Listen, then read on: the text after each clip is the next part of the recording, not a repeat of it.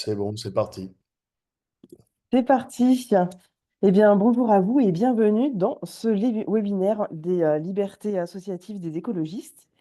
C'est notre quatrième webinaire sur le sujet et je vais vous faire un petit historique très rapide sur notre groupe de travail qui est né il y a maintenant un an et qui regroupe des élus locaux, des militants politiques et associatifs et qui a pour vocation à bâtir des ponts entre la société civile et les politiques pour sauver notre démocratie. Rien que cela. Voilà, nous avons un petit peu d'ambition. Depuis un an, nous organisons avec des experts de la société civile et des élus écologistes ces temps d'échange et de compréhension autour des libertés associatives. Alors, le premier webinaire, 30 octobre dernier, c'était avec Stéphanie Hennette-Vaucher via l'angle juridique pour démontrer le caractère illibéral du contrat d'engagement républicain de la loi dite séparatisme et de ses effets sur les libertés associatives. C'était vraiment le sujet cœur qui a lancé notre groupe de travail. Le deuxième webinaire, 18 novembre, Julien Talpin, qui nous a parlé concrètement de plusieurs exemples et des implications de cette loi pernicieuse sur l'ensemble des libertés associatives. Le dernier webinaire, c'était le 5 mars et nous avions Dominique Joseph et Martin Bobel, co-rapporteuristes de l'avis renforcer le financement des associations, une urgence démocratique, qui avait pu faire état des préconisations du CESE en la matière, tant les associations sont en danger et avec elles, évidemment, notre démocratie. Donc à chaque fois, en face de ces intervenants, il y avait des écologistes, donc des parlementaires au départ, Léa Balage et Mariki, Pouria Amir Chahi, qui sont députés, et ensuite Thomas Dossu, sénateur, qui étaient venus donner leur point de vue et rappeler notre culture politique écologiste, mais également imaginer la protection des libertés associatives par la loi. Nous allons ce soir donc prolonger la question de la santé financière des associations en rentrant encore plus dans le sujet de leur autonomie et de la culture grandissante de la mise en concurrence, du new public management, de l'instrumentalisation de l'intérêt général. Cette nouvelle culture qui continue de s'enraciner dans nos modes de fonctionnement juridiques et politiques, apportant des solutions, des médicaments et surtout des leviers de résistance au niveau local. Je conclue rapidement ce temps d'introduction pour faire un coup de publicité quand même à l'égard des experts et militantes du sujet qui viennent nous nourrir quotidiennement par le biais de leurs propres observations.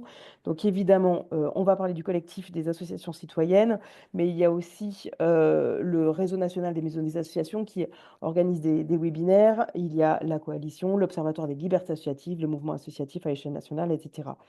On va mettre évidemment dans le clavardage les coordonnées, les ressources. N'hésitez pas vous-même à vous saisir de ce clavardage pour poser des questions et puis pour vous-même donner un certain nombre de ressources et de témoignages. Et donc, on va commencer tout de suite, puisque nous avons l'honneur et la joie d'accueillir Marianne Langlais, qui est coordinatrice de l'Observatoire citoyen de la marchandisation des associations, et Stéphane Bailly, qui est conseiller municipal à Lille. Alors, Marianne, on commence par toi. Est-ce que je peux te demander de te présenter en quelques mots, de présenter aussi le collectif des associations citoyennes et également de nous dire ce que tu attends de cette heure et demie de webinaire, s'il te plaît? Merci Sarah, merci pour l'invitation à participer à ce webinaire. Donc, je suis Marianne Langlais, j'ai été 30 ans journaliste spécialisée sur le social et médico-social avant de rejoindre en 2022 le collectif des associations citoyennes. J'étais compagne de route, on va dire, du collectif depuis longtemps. Le collectif des associations citoyennes, c'est un collectif qui regroupe des associations devenues de secteurs très très différents, de l'éducation populaire, du social, de la culture, et il représente un espace commun pour penser et comprendre collectivement les facteurs d'affaiblissement des associations citoyennes. Et quand on parle d'associations citoyennes, pour nous, c'est des associations qui sont des associations qui sont politiques, enfin qui participent à la vie de la cité, qui sont des lieux d'émancipation, des lieux d'éducation populaire, de construction ou de consolidation des droits humains fondamentaux, de mise en lumière de problématiques sociales, écologiques cachées. Et donc le collectif, c'est un lieu où on essaye de penser et de comprendre les facteurs d'affaiblissement de ces espaces-là, mais aussi un lieu où on travaille sur les facteurs de renforcement des associations perçus finalement comme des endroits vitaux pour la vitalité démocratique et pour notre tissu social. Et puis, tu me demandais ce que j'attendais de cette heure et demie. Bah, déjà de pouvoir transmettre le plus clairement possible notre décryptage des processus de marchandisation et de financiarisation des associations qui sont pour nous un peu le terreau de la mise à mal des libertés associatives, et puis d'avoir des échanges intéressants avec vous toutes et tous. Merci beaucoup, Marianne. Stéphane, à toi de te présenter. Qui es-tu et puis qu'est-ce que tu attends de cette heure et demie? Bec- Bonsoir à toutes et tous. Donc, Stéphane Bally. Moi, je suis conseiller municipal à Lille, coprésident du groupe Lille Verte. On a cette singularité où les écolos, alors que c'est une majorité socialiste, les écolos sont dans l'opposition. J'étais tête de liste en 2020, c'est mon second mandat. Je suis aussi conseiller métropolitain et j'étais repéré, entre guillemets, par Sarah pour avoir fait deux interventions ces derniers temps, l'une sur le contrat d'engagement républicain, enfin contre le contrat d'engagement républicain, finalement, sur voilà, la, la volonté, on pourra y revenir, de l'État de surveiller aussi les relations entre le monde associatif et les collectivités locales. Et puis une seconde intervention, alors, et je pourrais donner des chiffres tout à l'heure, sur finalement les relations entre la municipalité et le milieu associatif et son évolution ce mandat-ci par rapport au mandat dernier. Je pense notamment sur les champs des assauts environnementales qui étaient au mandat dernier portés par une élue écologiste. Et on voit, et je pense que ça va être important, d'ailleurs, comme c'est un parti politique, c'est important aussi de rappeler que les relations, le projet politique, enfin, ou le projet, c'est politique. Voilà, je reviendrai sur ces notions-là. Et ce que j'attends de ce soir, eh bien, c'est de partager. Voilà. Bon, je pense qu'on a, moi je suis parti des écolos qui ont vraiment cette double culture qui, avant d'avoir été élu, d'être militant associatif, être responsable associatif, et notamment trésorier, cofondateur et trésorier d'une structure il y a maintenant 20 ans, trésorier d'une autre structure nationale depuis maintenant plusieurs années. Voilà, je pense que c'est aussi ce qui a nourri mon mandat et non pas mon engagement politique, mais mon mandat, en tout cas le mandat dernier, celui d'être en responsabilité, d'être en délégation sur les champs de la transition énergétique. Je pense qu'on a à partager, voilà, et cet aller-retour entre nos réflexions politiques, nos engagements associatifs. Je pense un élément auquel je tiens et qui parfois est les mêmes chez les écolos, il est bon de le rappeler, c'est l'autonomie des associations et c'est un élément auquel je tiens fortement. Voilà, je pense, et ce sera intéressant d'avoir, je pense, aussi de tour de table et de retour d'expérience et de mode de gouvernance, voire de contre-exemples, d'exemples, mais aussi de contre-exemples de ce qui est fait dans certains territoires. Merci Stéphane. Donc on va rentrer tout de suite dans le vif du sujet.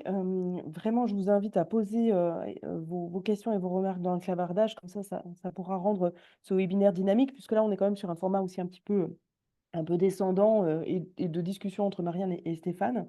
Donc voilà, Marianne, j'aimerais bien que tu nous plantes un petit peu le décor du sujet, puisque l'observatoire ne s'est pas fait en un jour. Est-ce que tu pourrais, s'il te plaît, nous rappeler l'origine de ce projet, de ce besoin, en fait, qui a été fait d'objectiver cette question de la marchandisation des associations? Qui est-ce qui en fait partie?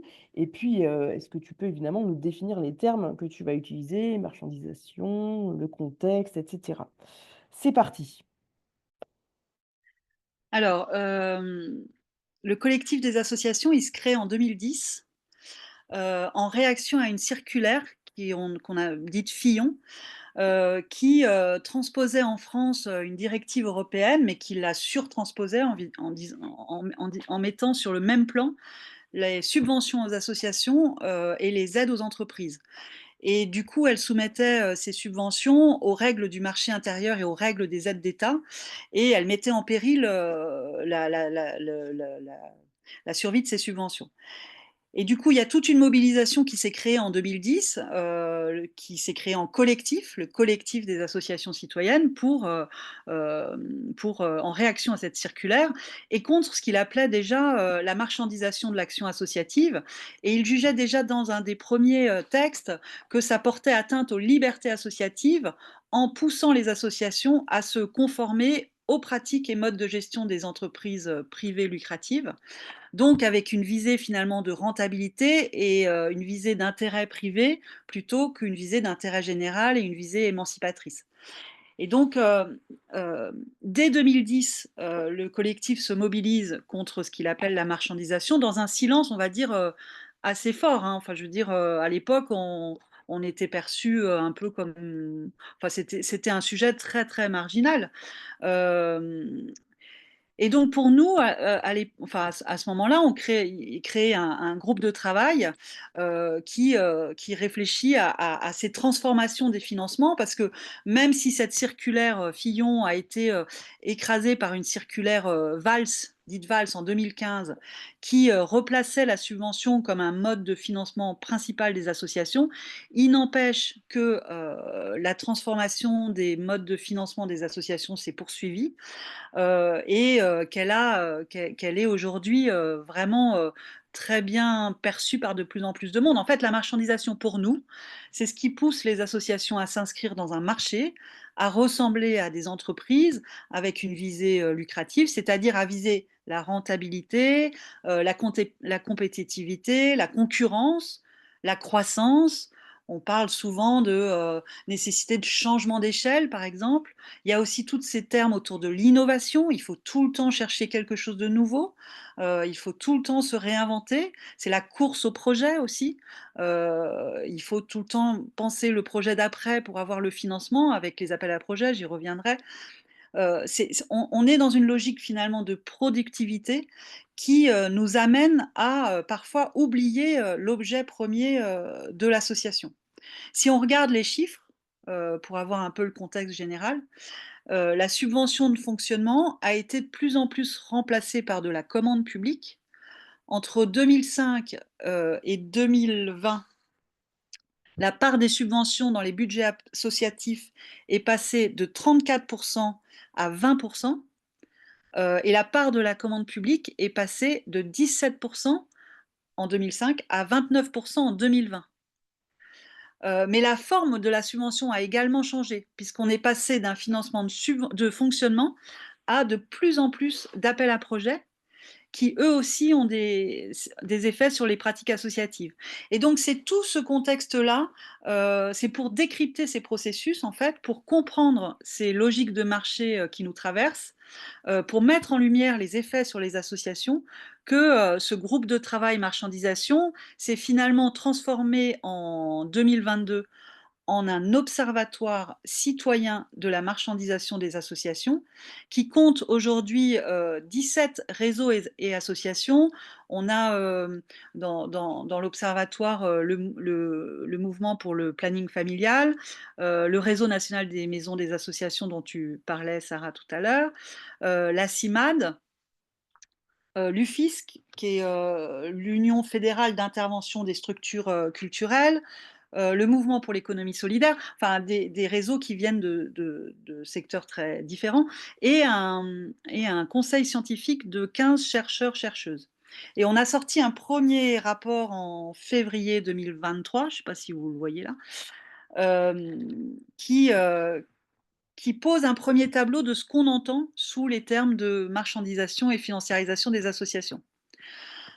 Donc, qu'est-ce qu'on entend sous ce terme de marchandisation ? Pour nous, ce processus, il résulte principalement de deux contextes politiques et économiques qui transforment à la fois le financement des associations et le regard porté sur leur rôle dans notre société. Pour nous, la première cause est l'arrivée dans les années 80, enfin c'est pour ça, en fait c'est un processus très lent, très finalement assez silencieux, et il nous imprègne doucement, quoi. Euh, donc la première cause est l'arrivée dans les années 80 d'une nouvelle gestion publique, le New Public Management, qui assure finalement pouvoir améliorer l'efficacité de l'État en s'inspirant des méthodes de gestion du privé lucratif et qui introduit dans les services publics et par ricochet dans les associations la culture du résultat, de la performance, de l'évaluation quantitative et du management par objectif. Et finalement, elle fait entrer dans les associations les outils, les méthodes de gestion du privé lucratif qui sont jugés plus efficients et surtout plus légitimes. Et pour nous, c'est une déclinaison finalement technique de l'idéologie néolibérale avec l'idée qu'il est possible de faire mieux avec moins. À ce premier grand contexte s'ajoutent les règles de concurrence imposées par le marché unique européen, qui veut que seule une défaillance du marché peut justifier l'intervention de l'État dans les activités économiques, qu'elles soient portées par des entreprises ou par des associations. Finalement, au niveau de l'Europe, l'association n'existe pas. L'association est une entreprise comme les autres. Et le marché unique européen est géré par une règle d'or qui est le principe de la concurrence libre et non faussée. Et dans ce contexte, les associations étant considérées comme des entreprises, les subventions peuvent apparaître comme des entorses à cette fameuse règle d'or de la concurrence libre et non faussée. Et donc, en France, ces politiques néolibérales, qu'on qualifie néolibérales, entraînent un recul de la subvention de fonctionnement au profit des appels à projets et des appels d'offres, au profit de la commande publique qui respecte ces règles de concurrence. Et on le voit dans plein de collectivités. En fait, les juristes appellent, par crainte d'avoir des attaques de la Commission européenne ou de contrer les règles de l'Union européenne, de passer par des appels d'offres ou des commandes publiques plutôt que d'avoir recours à la subvention. Et ce mode de financement, finalement, il change le rapport des associations au pouvoir public. On passe d'une politique ascendante où les associations construisaient leur objet associatif à partir des besoins à une politique descendante qui les positionne en prestataires de services vis-à-vis de l'État ou des collectivités territoriales. Et ce regard descendant des pouvoirs publics aux associations marque à nos yeux un recul de leur capacité à interpeller les pouvoirs publics, à avoir une politique, une parole politique critique. Et pour nous, c'est ce qui fait le lit des répressions associatives actuelles. Voilà un peu le premier tableau, peut-être. Parce que ce que tu es en train de dire, Marianne, c'est qu'en fait, il n'y a pas que les sous dans la vie, c'est ça? Ou que même s'il est que question de sous, la question d'une bonne gestion supposerait finalement qu'on ait des critères supplémentaires que simplement la question d'un prix, qui est le seul indicateur qui permet de mettre les gens en concurrence aujourd'hui sur on prend le choix du moins cher.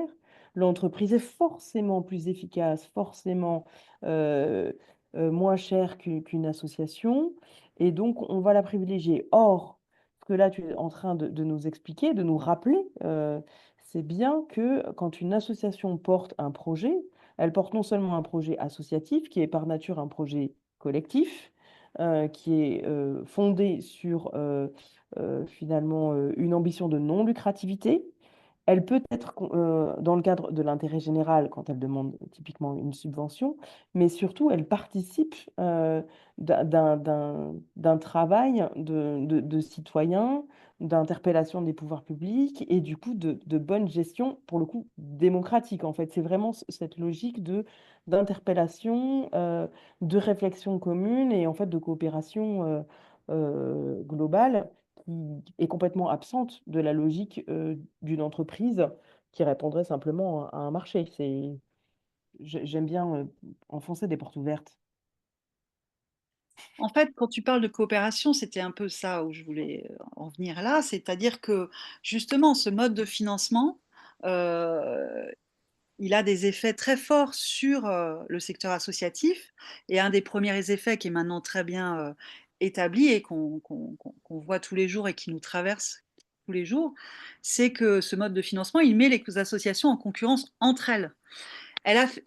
Ça affaiblit justement la capacité à faire réseau, à travailler collectivement, à coopérer. Euh, et il y a un rapport du Haut Conseil à la vie associative qui notait, je crois qu'il date de 2013 ou 2015, enfin je ne sais plus la date, mais je vous enverrai les liens, hein. Il notait que la multiplication des appels à projets, appels à manifestation d'intérêt, appels d'offres en tout genre, contraint les associations à soumissionner en se faisant concurrence entre elles, quitte à casser leurs tarifs, parfois en affaiblissant leur projet pédagogique ou social, afin d'espérer emporter le marché et ainsi poursuivre leur activité. Et on voit bien comment ça marque en interne aussi. Il y a un membre de notre observatoire qui expliquait dans ce premier rapport le temps fou passé à courir après des appels à projets. Et finalement, l'association n'est plus financée pour ce qu'elle est, c'est-à-dire un creuset démocratique, justement, un lieu de l'apprentissage du collectif, un lieu d'éducation populaire, d'émancipation, mais pour ce qu'elle fait. Et cette course aux appels à projets, finalement, elle fait aussi du mal en interne, c'est-à-dire qu'elle elle provoque de la perte de sens pour les salariés comme pour les bénévoles associatifs. Et puis par ailleurs, cette course à l'appel à projet, euh, elle s'inscrit aussi dans l'affaiblissement des services publics, c'est-à-dire que on est aussi instrumentalisé dans cet affaiblissement des pouvoirs publics, des services publics, pardon, puisque on doit répondre à des appels d'offres, puisque les associations doivent répondre à des appels d'offres qui sont parfois des services publics à moindre coût, quoi. Et on voit des appels d'offres avec des conditions d'accueil et d'accompagnement des personnes qui sont dégradées euh, et des associations qui y répondent dans une logique de survie et pas vraiment dans une logique politique, quoi. On peut donner un autre exemple que je trouve très parlant de l'effet de ces transformations. En 2020, l'État a lancé un appel d'offres pour remettre sur le marché, vous en aviez peut-être entendu parler parce que ça a été pas mal dans les médias, pour remettre sur le marché la gestion d'un numéro d'appel pour les femmes victimes de violences. C'est aussi ce que je voulais souligner, c'est que c'est aussi comment on crée un marché là où il n'y en a pas.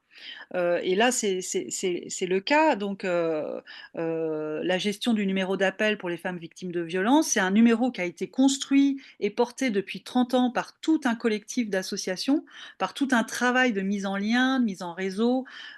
Et l'appel d'offres venait casser ce travail avec un cahier des charges, parce que les appels d'offres, alors pour le coup, il y a un cahier des charges extrêmement précis, euh, où le cahier des charges était essentiellement quantitatif. On parlait de durée maximale d'écoute, de nombre d'appels par jour, évidemment au détriment de la qualité de l'écoute et du temps accordé aux personnes. Il y a eu une très forte mobilisation à ce moment-là. L'appel d'offres a été retiré, mais il montre bien les effets de cette mise en concurrence. C'est-à-dire que là, on avait clairement une diminution de la qualité de l'accueil et une casse de tout un travail associatif sur le long terme, une casse de tout un réseau. Et cet appel d'offres aurait pu aussi ouvrir ce marché, parce qu'un appel d'offres peut être ouvert à des acteurs privés lucratifs.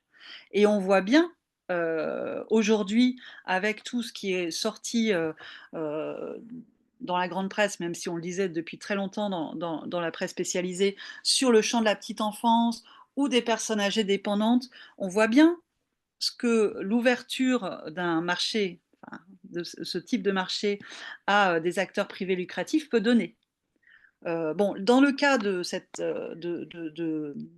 du numéro d'appel pour les femmes victimes de violences, là, la mobilisation a fonctionné et l'appel d'offres a été retiré. Mais il y a d'autres exemples où, et qui ont été passés sous silence, qui se sont passés sous silence, où des appels d'offres de cette manière ont cassé des réseaux associatifs. Je pense notamment à, à la protection de l'enfance dans le Maine-et-Loire, si je ne me trompe pas, où il y a eu vraiment une casse de tout un réseau associatif. Et Oui, je puis, pense que la c'est transformation des financements, il marque aussi un recul, enfin, il marque aussi une recherche accrue d'autofinancement des associations qui marchandisent de plus en plus leurs services pour survivre Et là aussi, ça a un effet d'exclusion des personnes les plus précaires. Et ça fragilise grandement le tissu social et à notre avis, ça favorise aussi la montée de l'extrême droite. Oui, parce qu'en fait, c'est vrai que si on prend les logiques du monde de l'entreprise pour les adapter en fait à la commande publique, à la façon de faire des politiques publiques et en demandant aux associations de se mettre là-dedans, on occulte en fait complètement la plus-value des associations, qui est vraiment la qualité de leur expertise. Moi, je vois dans votre rapport que vous reprenez l'alerte de l'UNIOPS, qui en 2022, lors d'une conférence de presse, disait bien la recherche maximale de profit est incompatible avec l'accompagnement des personnes vulnérables, donc les plus fragiles, où clairement, on n'est pas sur quelque chose qui va chercher du profit, on est sur un objectif d'intérêt général, et on voit bien que cette mise en concurrence, on fausse complètement la logique de l'accompagnement des personnes vulnérables, et eh ben, de la crèche aux EHPAD. C'est vraiment ce qui est bien documenté dans votre rapport, que je vous invite tous et toutes à lire, voilà, très très formellement. Tu es revenu sur quand même, Marianne, la question aussi des supports juridiques qui sont utilisés par les administrations, que ce soit au niveau des collectivités comme au niveau de l'État. Est-ce que tu pourrais aussi rapidement nous représenter les outils qui existent, la subvention d'un côté, les appels à projets qui sont censés relever de la subvention, mais qui malheureusement permettent aux collectivités d'aller un petit peu plus loin dans la logique de contrôle. Il y a les appels à manifestation d'intérêt, il y a la commande publique. Est-ce que tu pourrais aussi nous rappeler un petit peu ce cadre-là? Et Stéphane, je pense que toi-même, avec ton regard d'élu local, tu as une idée aussi de ce qui se passe dans les administrations. Est-ce que, je vous laisse le micro à tous les deux. Alors, si on fait rapidement une différence entre subvention, marché public et appel à projet, sans rentrer trop dans le détail parce que, bon, euh, la subvention, elle a reçu une première définition dans la loi Hamon sur l'économie sociale et solidaire en 2014. Elle a été rappelée par la circulaire Valls en 2015. Et dans ces textes, on souligne que la subvention, non seulement doit être le mode de financement principal des associations, mais qu'elle vient soutenir une action, un projet, une activité initiée, définie et mise en œuvre par l'association, sans qu'une contrepartie ou une réponse à leurs besoins ne puisse être attendue par les financeurs. Si je cite la circulaire Valls, elle dit: l'attribution d'une subvention n'a pas pour objet de répondre à un besoin propre exprimé au préalable par une autorité publique. Euh, donc, c'est vraiment un soutien public euh, aux associations et à l'objet associatif, quoi. Et c'est toute la différence avec un marché public, c'est-à-dire qu'un marché public, c'est définit une commande publique construite, pensée, élaborée par les pouvoirs publics, avec un cahier des charges extrêmement précis dans lequel on doit s'inscrire. Euh, et dans ce cadre, l'association, elle ne peut pas être autre chose que prestataire de services ou opératrice, et là, parfois de politique publique au rabais, comme je l'expliquais, comme je le disais tout à l'heure. Et puis par ailleurs, dans un marché public, elles peuvent rentrer en concurrence avec des acteurs lucratifs qui peuvent répondre à ce marché public. Et entre les deux, on a cet appel à projet qui effectivement reste de la subvention et était un peu pensé à l'origine pour essayer d'éviter l'effet des appels d'offres, justement. Mais qui finalement ressemble de plus en plus à de la commande publique, puisque là encore, c'est des projets souvent de plus en plus courts, c'est rarement pluriannuel, et donc c'est cette course au projet, et puis on doit s'inscrire dans des thématiques, là encore, prédéfinies par la puissance publique, euh, et finalement, c'est difficile de faire émerger les besoins du terrain, quoi, dans ces cadres-là, quoi. Et puis, l'appel à projet, surtout, favorise la concurrence entre associations, encore une fois.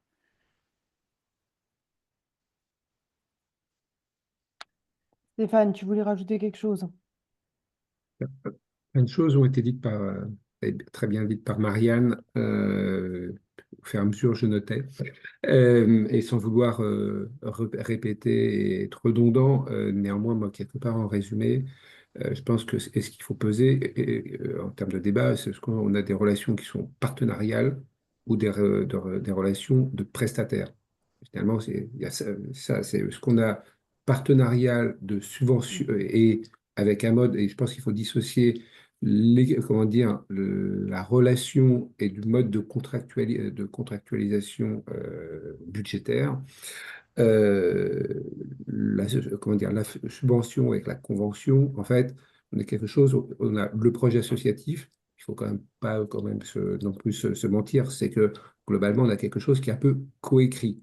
Voilà, il y a des lignes, un certain nombre de lignes politiques qui peuvent être définies par la collectivité, et puis des associations qui évoluent évidemment je dirais dans ce milieu-là, mais on a quelque chose qui est coécrit, et je dirais quelque part coécrit, où c'est l'association qui tient le stylo, versus comment dire, le volet de prestataire. Alors, et je rejoins pleinement sur les notions, pour y revenir, comment dire, d'appel à projet jusqu'au marché public, finalement, on est prestataire.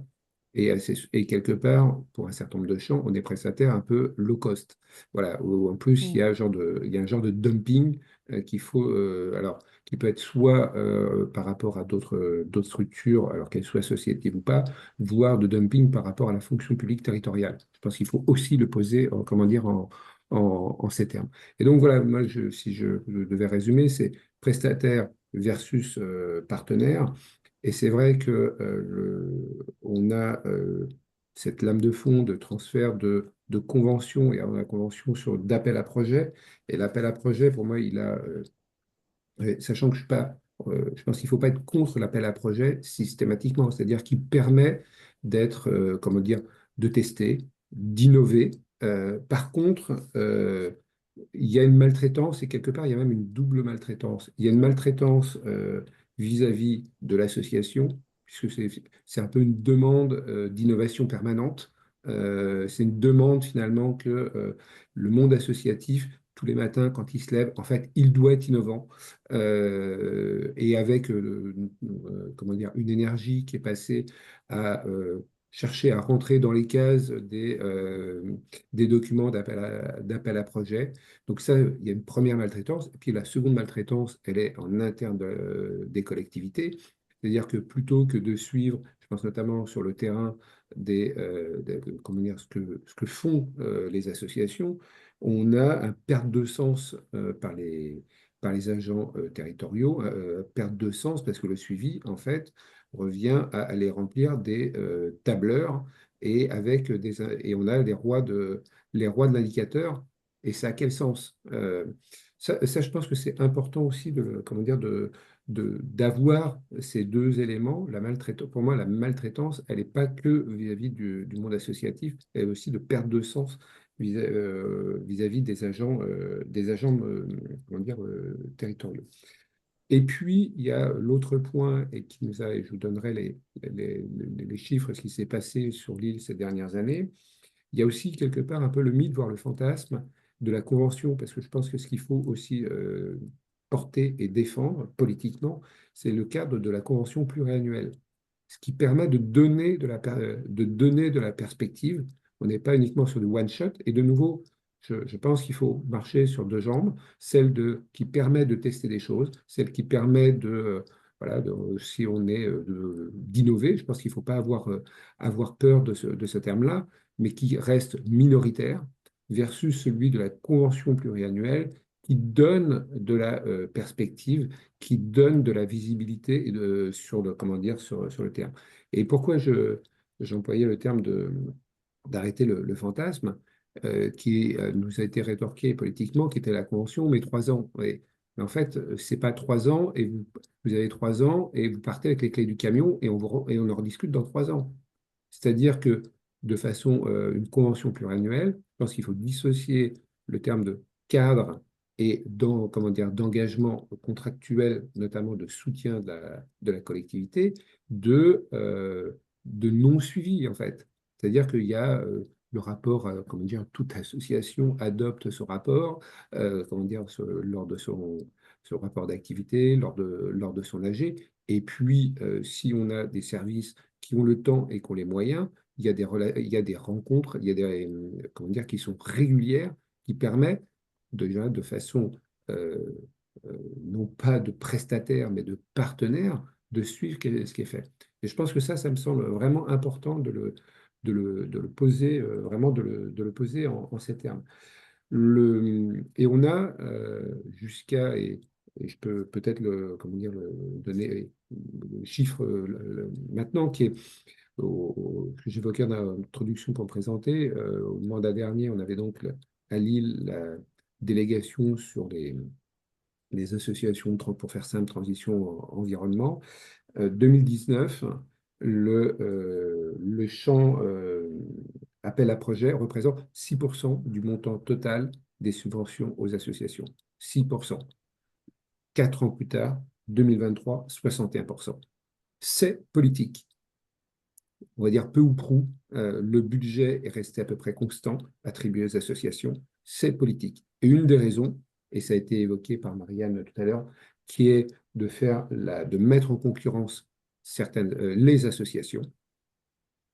Et la mise en concurrence, ça a permis, puisque c'était, vous pouvez imaginer, ça faisait à peu près 20 ans que cette délégation était pilotée par un élu écolo. Et dans 2020, le PS, la majorité se retrouve sans comment dire, sans les écolos. Et il fallait faire le ménage, il n'y a pas d'autre mot, il fallait faire le ménage parmi les associations environnementales. Et donc, très magnifique, l'appel à projet, ça permet de faire le tri. Voilà. Et ça, je pense que c'est aussi, enfin, faut le dire, hein, sont aussi des outils qui permettent finalement alors je pense notamment au cas d'alternance ou de changement de ligne politique, de casser ces relations comment dire, de long terme. Voilà, moi, comment dire, ce que je pouvais dire peut-être dans ce premier temps. Et si vous voulez, pour voir les conséquences, je peux vous décrire à travers l'expérience de trésorier de deux structures, des conséquences j'allais dire, du tarissement des conventions, notamment en matière de fiscalité, voire de structure que ça a pu amener, de structure juridique. Bon, moi, je voulais poser une question, donc, en tant que co-animateur aussi du groupe de travail Liberté associative, hein, sur ce champ. On discute là quasiment sous l'hypothèse que, en fait, le monde associatif est relativement unifié contre ce processus de marchandisation qui ont fait de la résistance, etc. Mais il y a quand même, hein, sans vouloir épingler des structures particulières, des gens qui jouent bien le jeu d'être innovation permanente et qui acceptent d'avancer leur modèle d'entreprise sous le label associatif, etc. Et donc, du coup, comment est-ce qu'on pourrait faire, hein, donc en termes de résistance contre ce mouvement, ce lame de fond des politiques néolibérales pour justement me mobiliser plus parce que quand même on voit la fracture aussi, hein. Donc c'est une question plutôt pour Marianne, mais aussi c'est aussi une question pour nous qui sommes élus territoriaux aussi, de comment est-ce qu'on gère ce dilemme-là. Ça fait interroger aussi sur l'impact de la loi ESS, hein, la loi dite Hamon, sur le monde associatif qui regroupe ça avec l'économie sociale et solidaire, etc. Et qui est un peu, peut avoir des effets un peu dubitatifs, hein, qui me fait douter en fait de la bonne tenue de cette loi aussi, hein. Je sais pas comment vous réagissez à ça. Bah, moi, je veux bien, effectivement, tu as raison, Ulf, il y a certaines associations qui accompagnent ce tournant néolibéral, cette marchandisation, en fait, et qui s'en nourrissent. Et on voit monter depuis le début des années 2000 la notion d'entrepreneuriat social. Et ce terme d'entrepreneuriat social, il n'est pas du tout neutre et il est politiquement construit. Et il a une histoire. Il nous vient des États-Unis, du réseau Ashoka, créé en 1980, qui voit dans l'entrepreneur social un change maker, c'est-à-dire une personne, et je dis bien une personne, en capacité de changer le monde c'est-à-dire de générer des revenus qu'il met au service d'une cause sociale ou environnementale.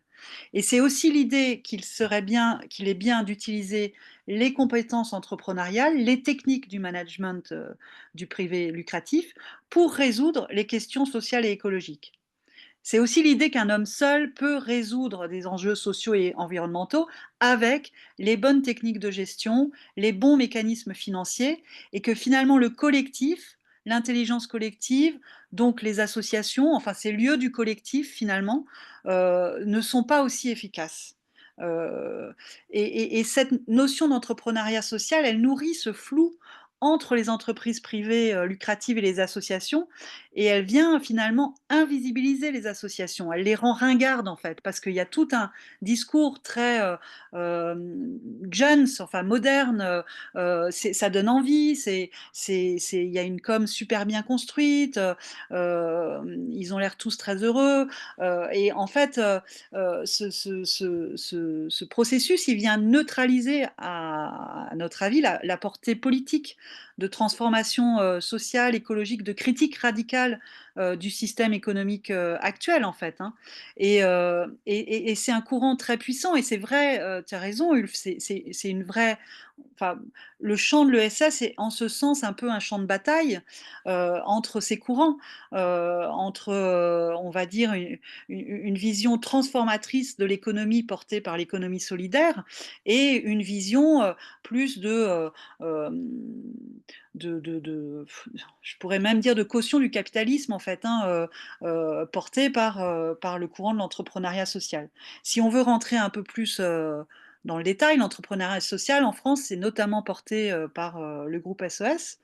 Et le groupe SES porte également une vraie parole politique, une vraie vision, puisque Jean-Marc Borello, dans un de ses livres, le patron du groupe SES, écrit que le modèle associatif, arc-bouté sur le principe non lucratif, apparaît à présent inadapté aux exigences actuelles et de moins en moins dépositaire de l'intérêt général. En bref, voilà, les associations, c'est has-been, c'est vieux, ça marche pas, c'est nul, et vive l'entrepreneuriat social. Et d'ailleurs, c'est le titre d'un de ses livres, L'entreprise doit changer le monde. Donc c'est vraiment une vision forte. Et puis, ça s'inscrit aussi, on va dire, enfin, dans cette transformation des financements, on observe quand même une fusion, concentration d'associations pour faire des grands groupes, en fait, pour survivre dans un contexte concurrentiel, il faut passer par voilà, ces grosses structures pour répondre aussi à ces appels d'offres ou ces appels à projets qui deviennent de plus en plus complexes. Il faut avoir les compétences, il faut avoir les techniques, ces structures, le groupe SOS draine beaucoup de jeunes qui pensent trouver du sens dans leur métier en rentrant dans l'entrepreneuriat social, des jeunes des grandes écoles de commerce qui veulent bifurquer, ils se retrouvent au groupe SOS, et donc c'est aussi toute une pensée qui s'inscrit dans ce courant-là. Et finalement, ces entrepreneurs sociaux, ils organisent un écosystème qui se revendique de l'économie sociale et solidaire, mais qui lui retire sa capacité à porter une critique radicale du capitalisme et à proposer vraiment une autre économie, à voir la possibilité d'une autre économie, en fait. C'est vrai que c'est bien quelque chose qui est identifié dans votre rapport.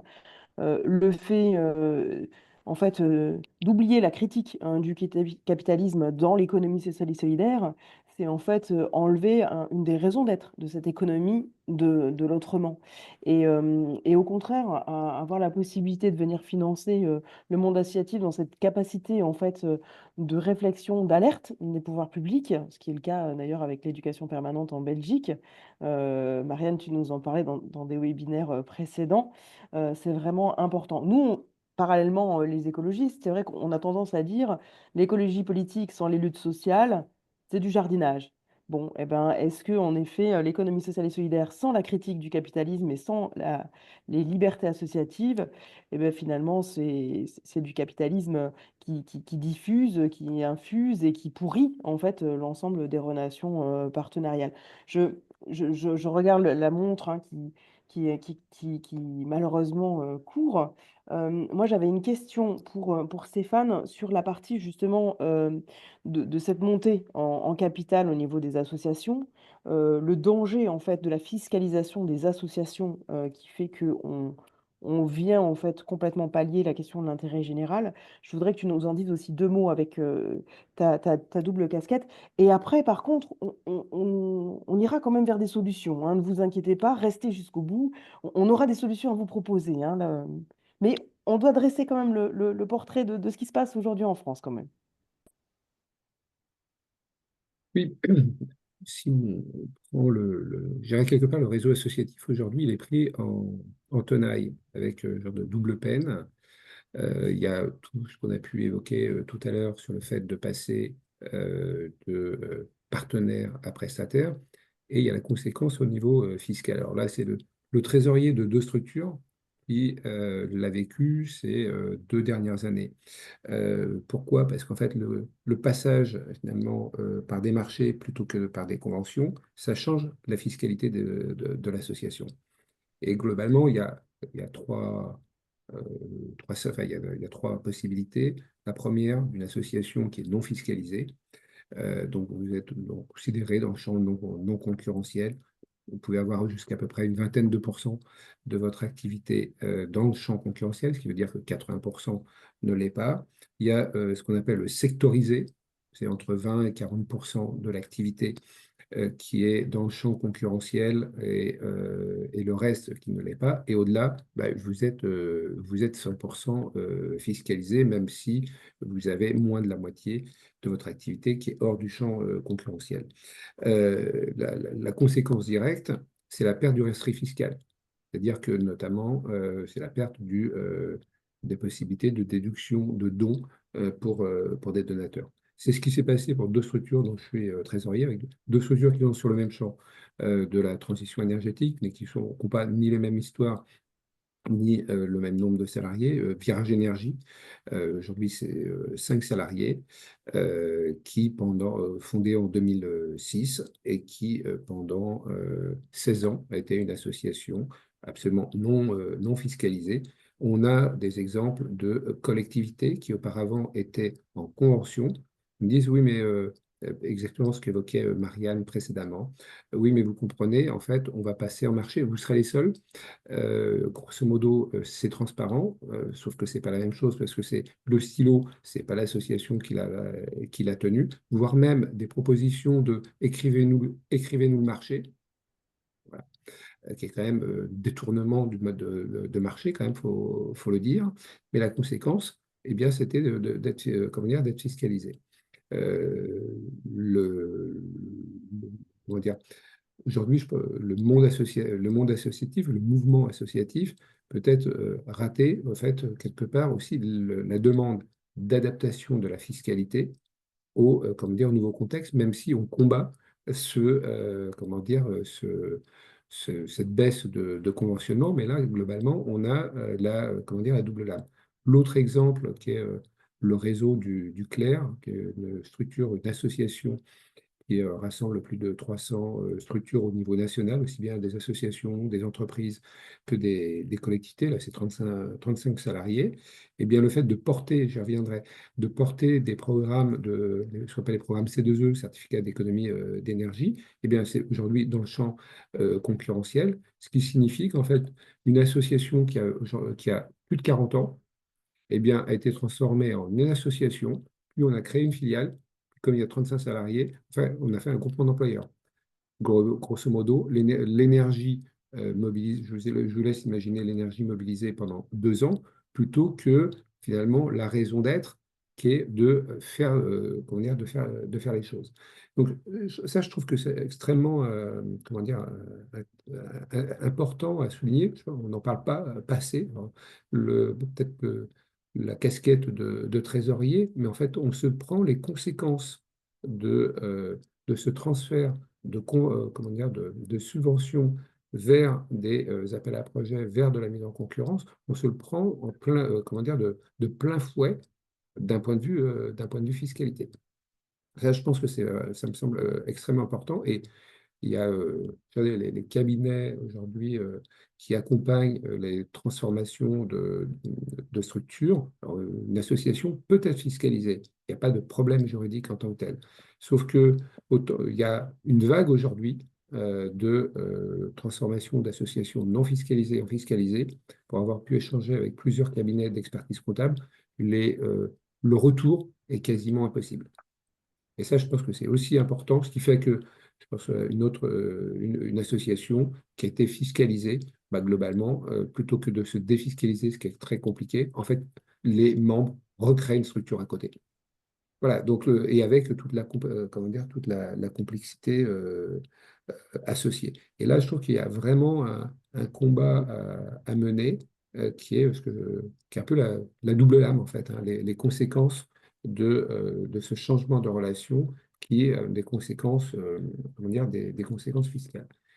L'autre élément, si je peux, puisqu'on parlait et là, c'est plutôt avec la casquette d'élu, je trouve que, et moi, adhérent chez les écolos depuis plus de 2 décennies, je trouve que la troisième voie économique, c'est-à-dire entre le tout État, même si très, comment dire, certains éléments qui doivent rester de l'État, ou l'ultralibéralisme, pour moi, la troisième voie, c'est aussi peut-être le cofondateur d'une SIC, c'est que la troisième voie économique, celle de la coopération, pour moi, c'est l'essence même, c'est dans l'ADN comment dire, des écolos.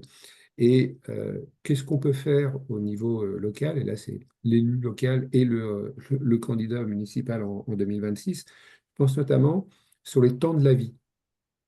Quand on regarde aujourd'hui sur les temps de la vie, on peut commencer dans une crèche, et en fait, on est dans une crèche privée lucrative. Et je pense que c'est important de préciser, puisque il m'a fallu insister à plusieurs reprises lors d'interventions. En fait, les associations ne sont pas perçues, ne sont pas comme des structures de type privé. Une association est C'est une vrai. structure juridiquement de type privé. Et je pense que c'est important comment dire, de le rappeler. Et en fait, c'est pas le public contre privé, c'est lucratif contre non lucratif. Et ça, ça me semble extrêmement important. Et pour revenir donc aux différentes séquences de la vie, vous pouvez commencer votre vie dans une crèche, vous êtes support pour dégager du profit, et vous terminez votre vie dans un EHPAD, et vous êtes de nouveau support pour dégager du profit. Et ça, alors depuis le 1er janvier 2025, les collectivités deviennent autorités organisatrices de la petite enfance. En fait, il y a possibilité de réguler, il y a possibilité d'avoir un projet au niveau local. Mais et de même pour comment dire, pour les EHPAD, il y a des acteurs, hein, il y a des acteurs associatifs qui peuvent être ou, comment dire, non lucratifs. Je pense que c'est important peut-être d'insister sur ce point-là, comment dire, qui proposent un certain nombre de services publics. Je pense notamment sur les EHPAD en citant l'UGCAM.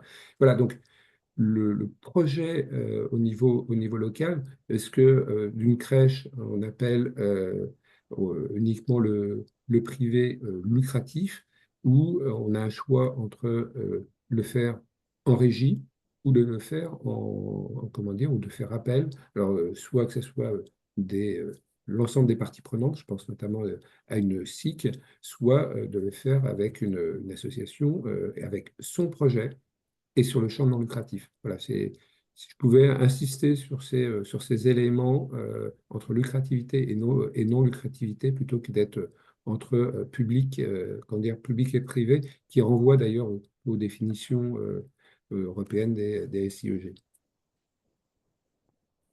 L'ISIEG, encore en effet un énorme sujet. Merci Stéphane pour ces alertes. Moi, j'ai l'impression en effet que la solution, c'est avoir du courage politique, puisqu'on peut passer de 6% à 60% de financement pour les associations. On a des exemples en effet hein, de collectivités qui font le choix, et on l'a vu d'ailleurs récemment, Laurent dans le clavardage nous parlait de ces injonctions finalement en plus à baisser les financements, et donc autant taper sur le monde associatif, donc la culture prend son grade, etc. Les associations environnementales, les associations de lutte contre les discriminations. L'Observatoire des libertés associatives a fait un excellent enfin, fait d'excellentes sessions de webinaires aussi sur le sujet. Il ne faut pas hésiter à aller dessus.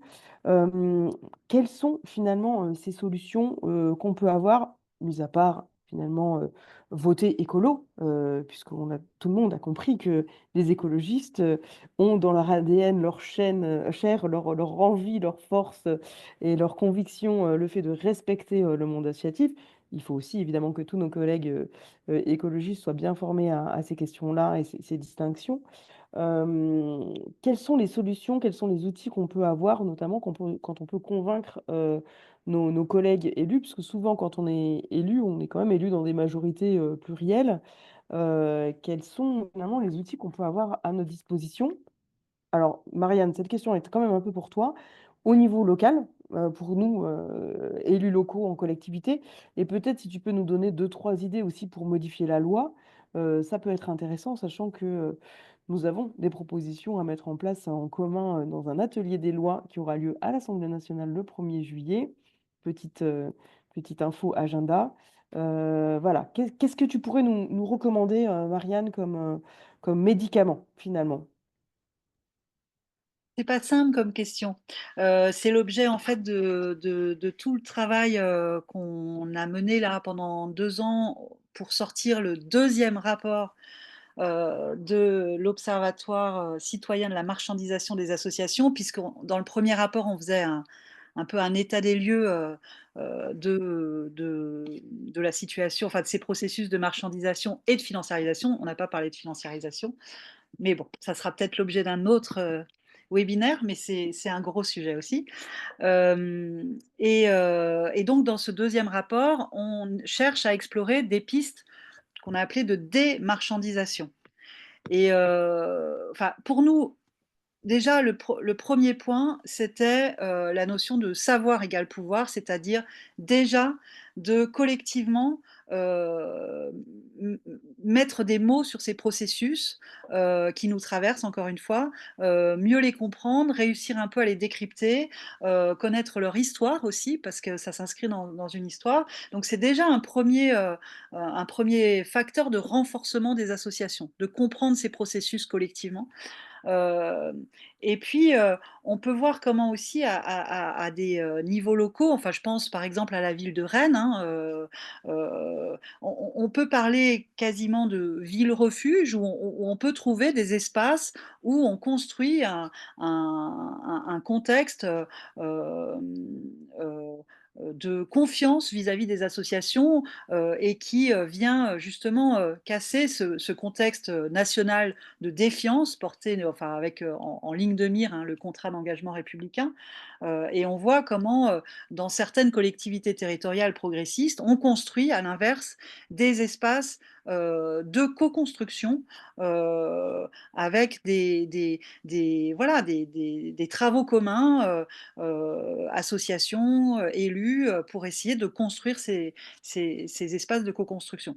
Dans ce deuxième rapport, les pistes qu'on essaye d'explorer, la première, c'est la piste de la proposition de sécurité sociale de l'alimentation. En fait, c'est l'idée de reprendre le principe de la sécurité sociale telle qu'elle avait été pensée après-guerre, avec la volonté de sortir la santé des mécanismes de marché, mais aussi de gérer ce besoin par les premiers intéressés, les travailleurs du soin, les syndicats, enfin, ce n'était pas l'État qui gérait le dispositif. Donc, on peut retrouver là pour nous la notion des communs aussi, c'est-à-dire un bien, un besoin, une problématique gérée par les premiers concernés qui construisent ensemble des principes de gestion et pour préserver les ressources et répondre aux besoins. Donc, on pourrait reprendre ce principe de sécurité sociale qui est quand même quelque chose qui est quand même assez unique et important à défendre. Et on pourrait penser peut-être des financements associatifs dans ce cadre-là. Parce qu'un des enjeux pour nous, c'est de revendiquer le soutien public aux associations, mais aussi de repenser sa redistribution de manière plus démocratique, en fait, pour la sortir du clientélisme politique, de l'arbitraire politique, et finalement d'organiser ce soutien public aux associations de manière plus démocratique. Ça, c'est une des premières pistes qu'on explore dans ce deuxième rapport. La deuxième piste, c'est de soutenir l'interpellation citoyenne, de reprendre la proposition du rapport Baquet-Meshmash qui proposait un fonds de soutien à l'interpellation citoyenne. On reprend cette proposition avec l'idée de pouvoir garantir la fonction d'interpellation des associations dans un contexte aujourd'hui où on voit bien que tout ce qui est parole critique des pouvoirs établis, finalement, est écrasé, ne passe plus. Enfin, je voudrais juste vous donner un exemple que je trouve, et puis qui est très d'actualité, avec ce qui se passe avec la CIMAD. Parce que quand même, je trouve que là, on a vraiment l'exemple de comment à la fois le processus de marchandisation et le processus de répression des libertés associatives se croisent dans cet exemple-là. Je vous rappelle, à la création des centres de rétention associative, la CIMAD intervient quasi dès le départ dans les lieux pour défendre le droit des étrangers. Dès le début, elle publie un rapport annuel pour montrer ce qui se passe dans ces lieux de privation de liberté. Et cette présence de la CIMAD, donc de l'association dans ces lieux, a toujours été critiquée, attaquée, malmenée depuis toujours. Brice Hortefeux, en 2009, décide de passer par un marché public. Après avoir critiqué politiquement la CIMAD, etc., il pose un marché public qui partage la présence associative dans les centres de rétention entre plusieurs associations. Et à l'époque, en 2009, la CIMAD écrit dans une tribune dans Le Monde, cette mise en concurrence des associations par le gouvernement va se traduire par des missions éclatées et morcelées, par une absence de politique coordonnée et de vision globale de ce qui se passe dans les CRA, et par le choix de prestataires qui seront les moins critiques et donc les moins efficaces dans la défense des droits des étrangers. Ça, c'était en 2009. On voit ce que c'est devenu aujourd'hui, c'est-à-dire qu'aujourd'hui, effectivement, le rapport annuel a quand même continué à sortir, mais bon, la parole s'est quand même affaiblie, on va dire, et les attaques contre la CIMAD sont devenues de plus en plus régulières et de plus en plus virulentes. Et là, on a une proposition de loi qui prévoit donc de sortir la CIMAD, de sortir toutes les associations des centres de rétention et de les remplacer par des membres de l'Office français de l'intégration et de l'immigration, donc par l'État, quoi. Et c'est une vraie... Enfin, voilà, on voit comment dans le temps long, on étouffe cette capacité d'interpellation des associations. Donc pour nous, cette notion, pour garantir cette fonction de contre-pouvoir, d'interpellation, elle est absolument vitale pour notre démocratie. Et pour ça, on est allé voir chez nos voisins belges, enfin pour appuyer un exemple, on est allé voir chez nos voisins belges, et c'est notre troisième piste. Nos voisins belges ont un financement de l'éducation permanente, qui est l'équivalent de l'éducation populaire chez nous, qui est particulièrement intéressant, puisqu'ils ont un système pour les associations agréées d'éducation populaire, un système de subvention de fonctionnement dans la durée, indéfinie, appuyé sur un système d'auto-évaluation, avec un décret qui stipule dans son article 1, je vais vous le lire, que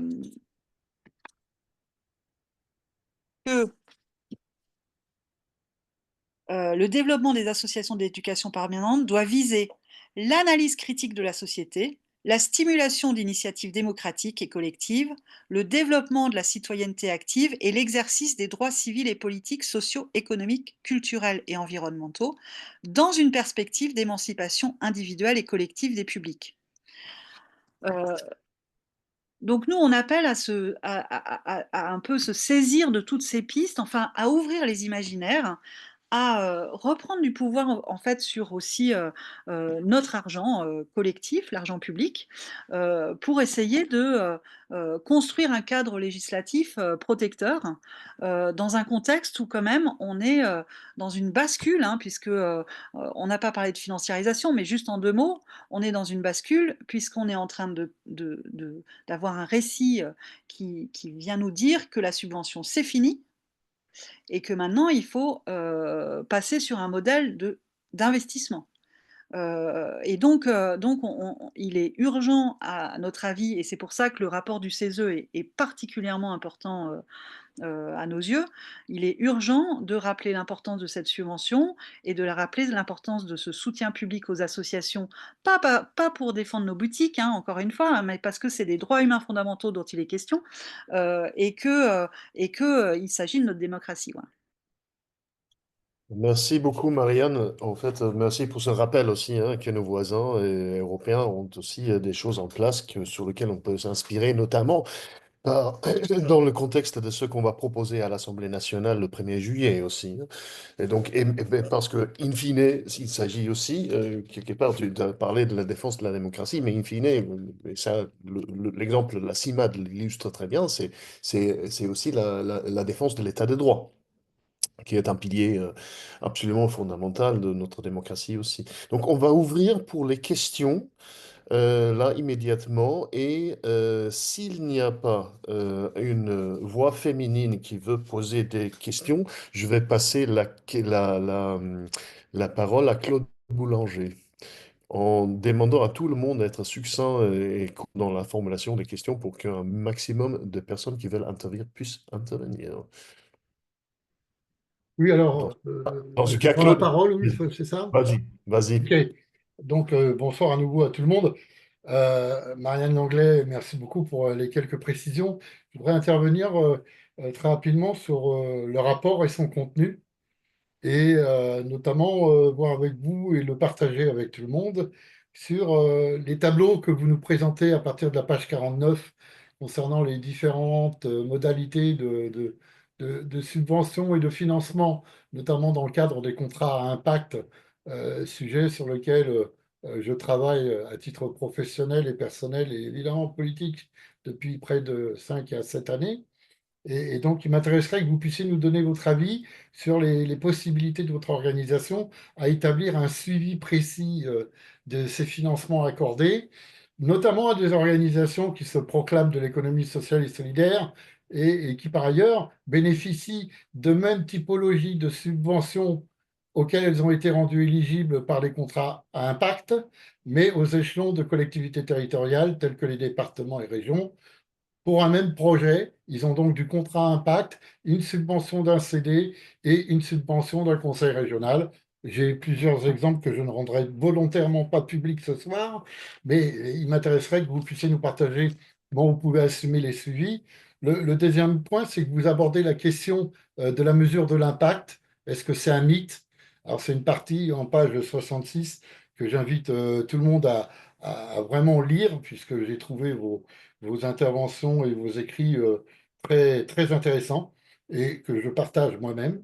Et le dernier point, c'est quid du secret des affaires lorsque, il y a une caution complètement publique par notamment les services de l'État, Bercy et d'autres organisations, sur la partie, encore une fois, des contrats à impact, ce qui, en mon sens, dévalorise beaucoup à la fois le portage des valeurs de certains des acteurs de l'économie sociale et solidaire, mais compromet aussi des élus, des groupes qui votent en la faveur de subventions d'entreprises dites non lucratives ou qui le font savoir comme tel, alors que la réalité ne permet pas réellement justement d'être vérifiée, puisque apparemment semble s'y opposer le secret des affaires.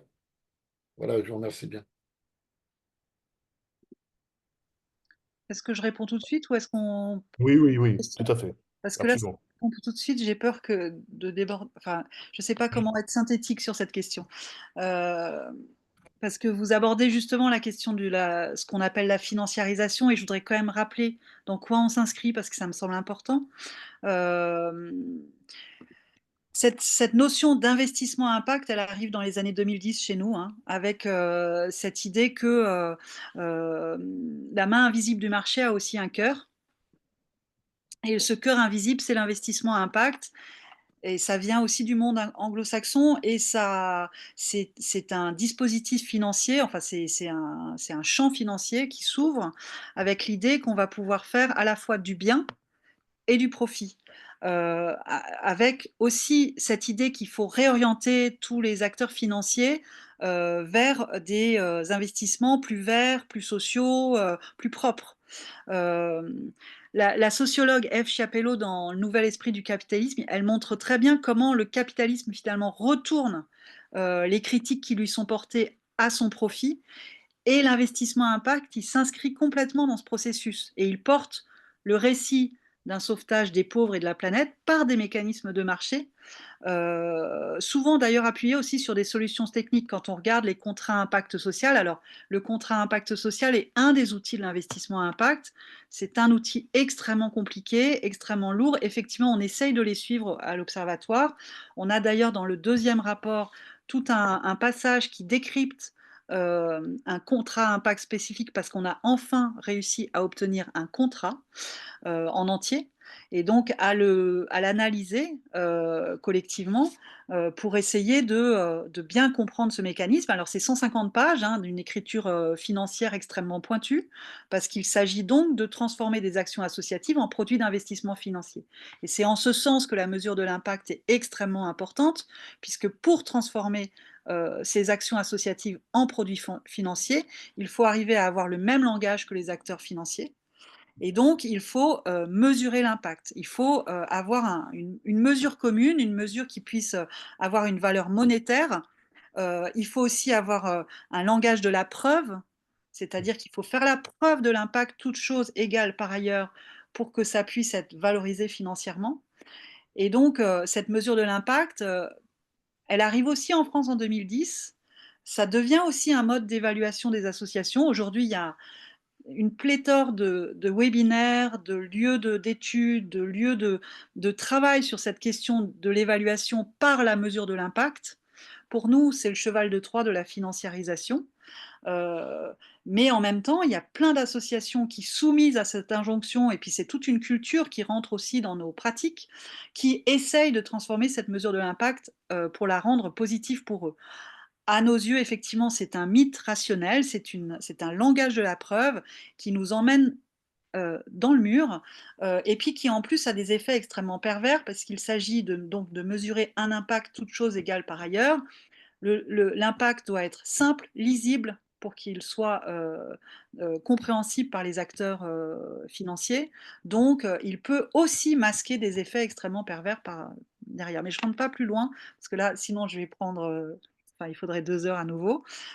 J'espère avoir répondu à votre question, mais par contre, je suis très intéressée par éventuellement les informations que vous pourriez avoir sur les contrats impact, puisqu'effectivement, on essaye de les centraliser dans notre observatoire. Tout ce qu'on peut centraliser, on le centralise. Alors, le champ est ouvert pour les questions aussi. Si je me rappelle bien, il y a aussi des instruments financiers sur les investissements à impact venus des États-Unis sur les prisons, en fait, les prisons privatisées, hein, et où la rémunération de l'investisseur est calibrée par rapport à la baisse de taux de récidive. C'est le Ce- premier contrat impact en Angleterre, ça. ouais. Ah ouais, justement, c'est en Angleterre, ça. Tout à fait. Et donc, Amandine, s'il te plaît. Oui, c'est plutôt des témoignages en fait, un petit peu variés. Déjà, on n'a pas parlé des CAE. Moi, j'étais directrice d'une association pendant des années. Et ce qui me paraît le point de départ de tout ce que vous avez décrit, c'est vraiment le jour en 2000, je crois, où on a dit il faut voir enfin, la fiscalisation des associations. Moi, j'avais une petite association de danse sympa. Et donc, il fallait décider, enfin, il fallait aller au centre des impôts et demander un document à remplir pour voir si on était assujetti à la TVA ou pas. Moi, je me rappelle de ça. Pour moi, ça a été le démarrage de tout ce que vous décrivez. Ensuite, je me suis fourvoyée, donc en 2009, me suis lancée dans les coopératives d'activité et d'emploi, qui à l'époque, il n'y avait pas encore eu la loi Hamon. Je trouvais ça merveilleux, ce monde, justement, parce qu'on allait dans quelque chose de plus sérieux. Enfin, j'ai vraiment traversé tout ça, cet état d'esprit et tout. J'ai vu ce qui se passait et en même temps, je me suis laissée embarquer. Donc, j'ai été dans plusieurs CAE, donc coopératives d'activité et d'emploi, et j'en suis sortie, en fait, chassée quelque part parce que mon chiffre d'affaires n'était pas assez important suite au Covid et tout. Et du coup, ça m'a fait vraiment prendre conscience de ce côté, ce que moi vous décrivez, managérial et tout, parce que les CAE, ça paraît hyper vertueux. Donc moi, je me méfie quand même du côté coopératif, parce que là, on voit qu'on est allé dans une direction avec ces CAE qui n'accompagnaient pas les petits entrepreneurs malgré le discours. Oui, on peut avoir envie de travailler à mi-temps, etc. Et en fait, c'était quand même une individualité au sein du collectif. Et je suis revenue en association maintenant. Donc j'ai fait partie de différentes associations enfin, je vois tout ce process. Après, moi, j'habite en Corrèze et en Corrèze, on est vraiment victime. Les associations ont perdu leur financement entre le CER et puis, enfin, voilà, il y a beaucoup de choses qui interfèrent au niveau politique. Et je pense particulièrement au planning familial de Haute-Corrèze. C'est un exemple absolument infernal, c'est-à-dire que le préfet a retiré les subventions au planning familial de Haute-Corrèze parce qu'ils n'ont soi-disant pas tenu leurs engagements. Donc, ils ont répondu à un appel à projet, etc., avec des critères très précis. Ils font un super boulot, mais le préfet a réussi enfin, je sais pas comment, à détruire en fait l'idée qu'il y a un critère qui n'allait pas. Et du coup, il a fait passer l'argent à une association à l'autre bout de la Corrèze, à Brive, donc là où c'est le plus urbanisé, ce qui fait que la moitié de la Corrèze, en fait, les femmes n'ont plus du tout de ressources quand elles ont des problèmes. Il faut qu'elles aillent jusqu'à Brive. Et quand vous voyez la forme de la Corrèze, c'est une catastrophe, quoi. Voilà, donc un petit peu juste ces différents témoignages qui sont autour de moi ou qui me concernent directement, mais je pense qu'ils illustrent un petit peu tous vos propos, quoi. Voilà. Donc, merci beaucoup. Valérie, est-ce que tu veux enchaîner?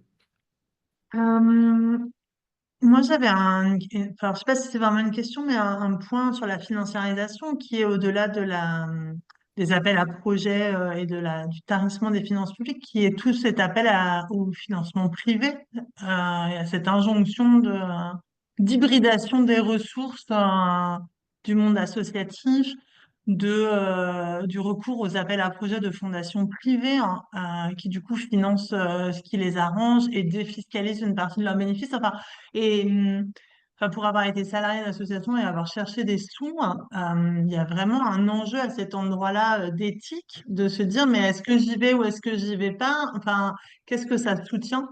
Et du coup, aujourd'hui, je suis sortie du salariat et je suis presque arrivée à la conclusion que pour bien œuvrer associativement, il fallait pas de salarié en fait. Que c'était un engagement bénévole. Enfin, voilà, je suis en train de me questionner sur est-ce que ce modèle avec des salariés est vraiment tenable ou pas.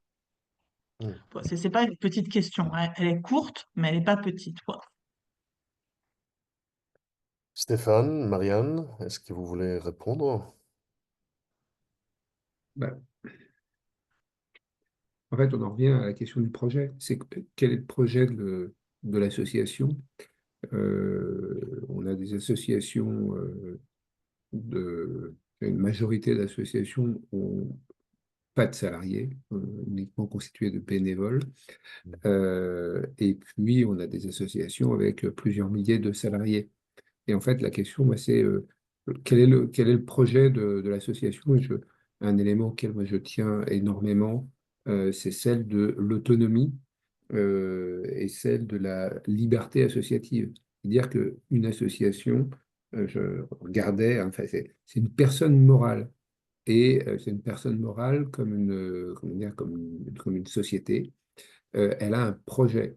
Et finalement, c'est de aussi, et c'était évoqué tout à l'heure, mais je pense que c'est important d'y appuyer, et je veux dire même dans des villes, enfin je veux dire même dans les villes de gauche, il y a parfois le vaccin, je ne sais pas comment ça se passe exactement dans toutes les villes écolo, mais c'est la question, enfin, on le voit, on peut le vivre au quotidien, de certaines associations. Alors, soit notamment quand vous avez un passé d'un siècle de socialisme comme c'est moi à Lille, bah, il y a certaines associations, alors on est à la limite de la gestion de fait.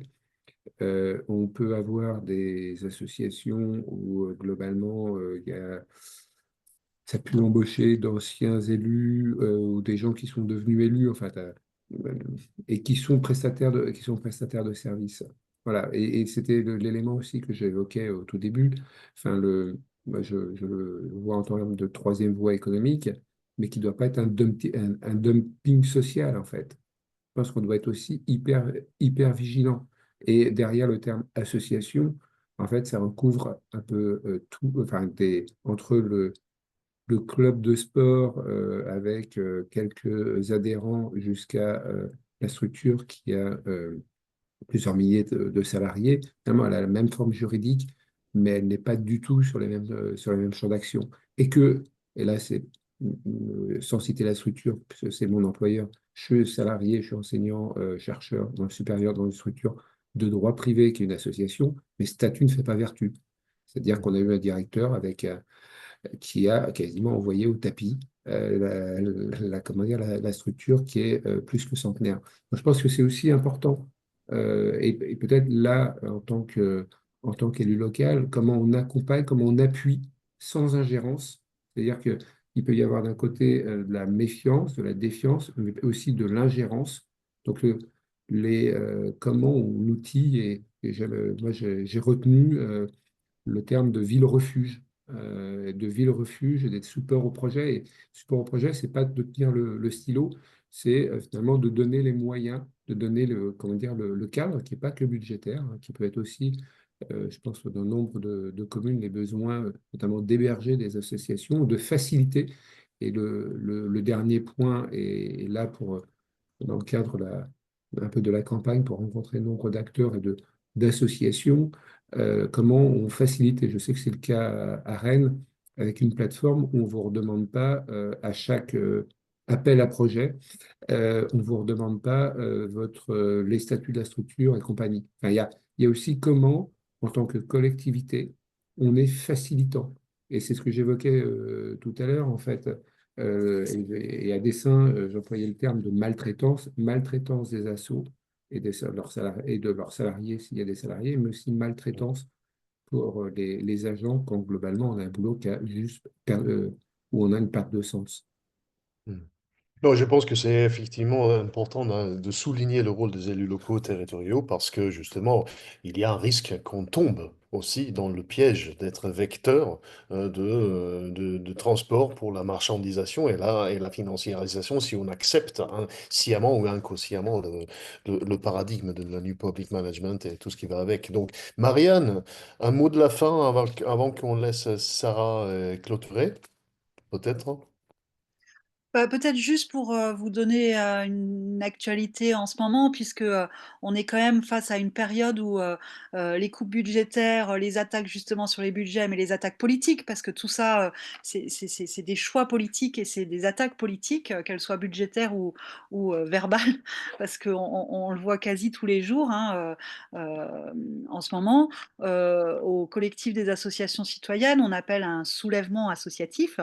Et donc on essaye de construire une mobilisation dont chacun et chacune peut se saisir autour du 1er juillet pour essayer de rendre visible et de nous faire entendre sur, enfin on a un des slogans, c'est société sans assaut, société en morceaux, montrer aussi comment en fait une société sans association, c'est une société sans tissu social, enfin, qui meurt, quoi.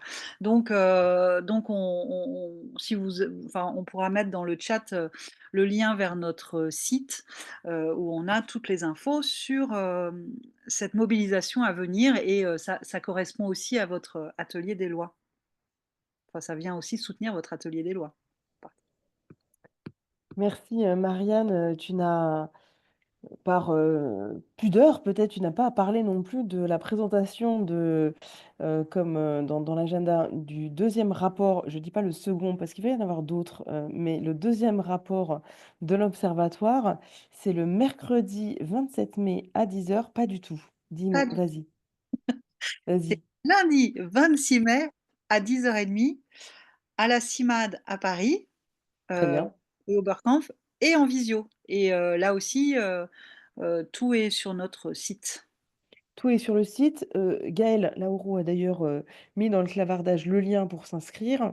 Donc vraiment, n'hésitez pas, même si vous êtes en visio, à venir se serrer les coudes, en fait, pour venir assister aux autres préconisations, aux autres solutions finalement que l'Observatoire va pouvoir nous proposer. Vous avez bien compris qu'on a besoin de s'outiller et aussi de se serrer les coudes. La dynamique autour des soulèvements associatifs et en ce sens très intéressant puisqu'elle permet d'identifier des libertés associatives qui ont été bafouées partout. Donc on se serre les coudes, on y va. J'en profite pour faire aussi, encore une fois, la petite publicité de ce 1er juillet où l'objectif est qu'on soit société civile organisée, élus locaux, chercheurs, juristes à l'Assemblée nationale pour travailler sur un atelier des lois qui visera finalement à aider nos députés, dans un premier temps, puis les sénateurs ensuite, à avoir la meilleure loi de défense des libertés associatives possible. Et comme recommandation, outre le fait de continuer à lire, de former, de discuter, d'être en partenariat, je vais faire aussi un autre coup de publicité, c'est que ça va être bientôt samedi, la journée internationale de lutte contre l'homophobie.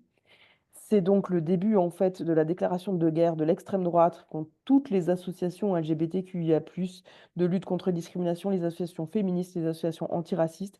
Tout le monde est déjà en train de s'en prendre plein la tête. Donc, s'il vous plaît, allez-y. Soutenez en fait vos centres LGBT à côté de chez vous, soutenez vos associations, les plannings familiaux, les associations féministes, allez marcher aux marches des fiertés qui vont avoir lieu à côté de chez vous pendant tout le mois de mai, pendant tout le mois de juin et même après. On se serre les coudes parce que, évidemment, c'est ensemble qu'on crée des tissus de solidarité et qu'on lutte contre l'extrême droite.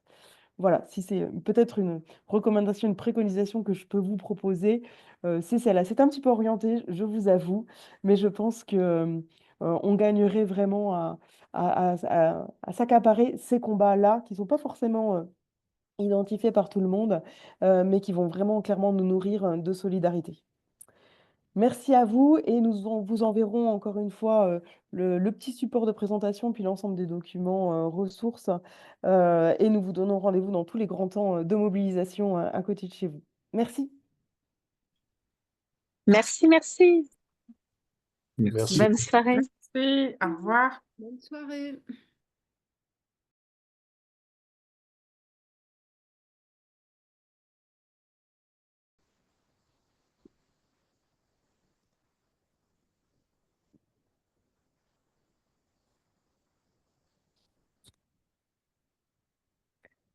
Wolf, tu coupes l'enregistrement, s'il te plaît?